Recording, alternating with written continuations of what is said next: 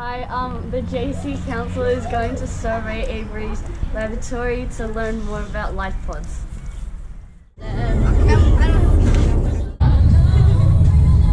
Hello! Hey! Because I don't really know. Say hi! Guys, say hi! So we're on the way to survey Avery's life pods thing. Yeah. I've always wanted to know that. I don't know why. Getting it on the guy gossip. What are you doing? She's getting it on the guy gossip.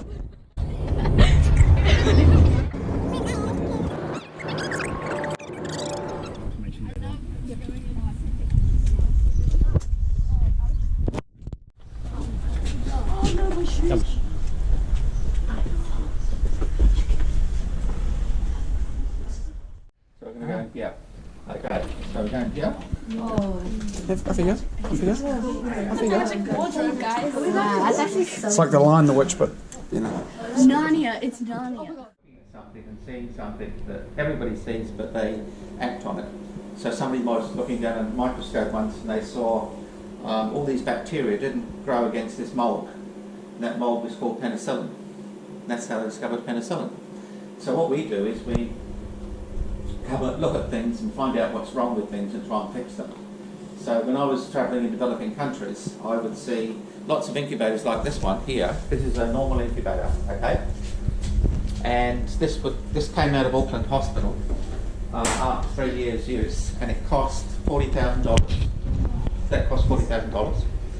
But if you look at it, you've no idea how to make it work. It's just too complicated.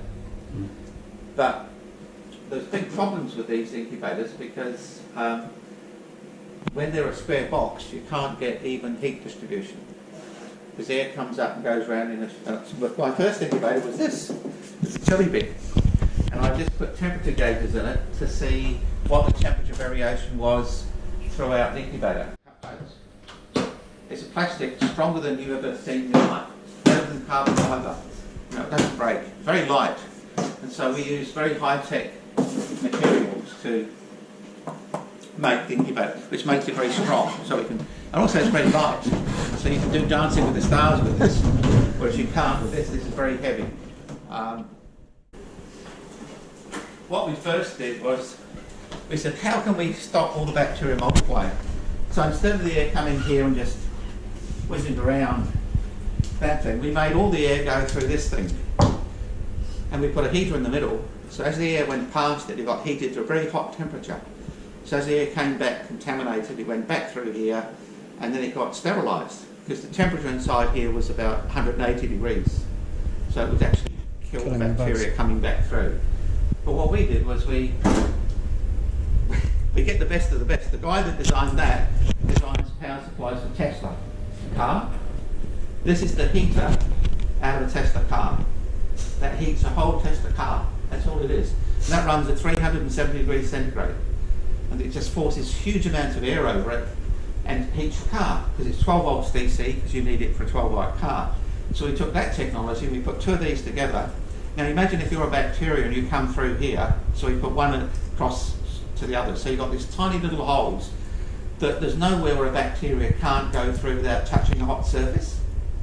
So as it comes through, it kills all the bacteria. It's a bit deceptive because this looks very sexy, but inside it's just a metal frame basically that holds all the cosmetic parts together. But what's happening now is that we've actually tested it by an independent company to prove that it works, and all the temperature, so it's got better temperature distribution and better humidity than that thing. But now we have to get it certified to a thing called like an FDA standard or ISO certification. And that means that the people from London have to go to India and spend 2 months there checking all the documents. There's 200 parts in here, and each of them needs to be tested to a certain standard to make sure that they're safe, because we're putting babies into these things and we don't want a baby, you know, to die. So it's going to take until February next year to get that tick. We've already got the results from India and they comply with our results from Adelaide, but now somebody's got to sit there and check every document and every result. So we think we've solved all the problems that we can find and can get this out. Normally that would cost up to $40,000. On average you can buy a Chinese incubator, cheap one, for maybe $25,000. But this is about $2,000 ex-works cost of goods, so it's a one-tenth the price. I'd like to just thank you on behalf of the Junior Council for this amazing opportunity. We think you are doing a great thing and very happy to be raising money for your Cool. Thank you guys.